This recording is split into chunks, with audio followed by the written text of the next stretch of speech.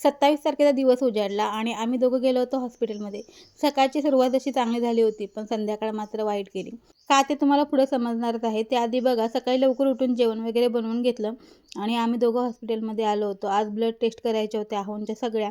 कारण त्यांची गेले काही दिवस तब्येत खूपच खराब होती. त्यामुळं इथं आल्यानंतर मग ब्लड टेस्टिंगला वगैरे दिलं आणि नंतर जेवण करून घेतलं. माझा हात पण अचानकच सुजून बसला होता. त्याला काय झालं होतं मला माहीत नाही. पण अचानकच सूज आली होती. मग मी समोसा खाऊन घेतला कारण आहोंसाठी मी फक्त जेवण आणलं होतं. कारण आम्हाला वाटलं आम्हाला घरी जाता येईल लवकर. त्यानंतर थोड्या वेळानंतर चहा वगैरे घेतला आणि ब्लडचे रिपोर्ट बघून मग डॉक्टरांनी डायरेक्ट ॲडमिट व्हायला सांगितलं.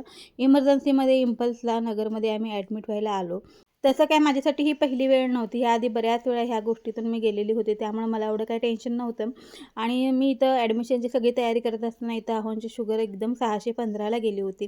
त्यामुळं मी थोडीशी घाबरलेली. पण डॉक्टरांनी लगेच सलाईन, इंजेक्शन वगैरे दिल्यानंतर थोड्या वेळानंतर त्यांची शुगर पण कमी आली आणि त्यानंतर मग दिवसभर माझी धावपळ खूप झाली होती. त्यामुळे संध्याकाळी मी इथं मिसळपाव खाऊनच दिवसाचा शेवट केला होता.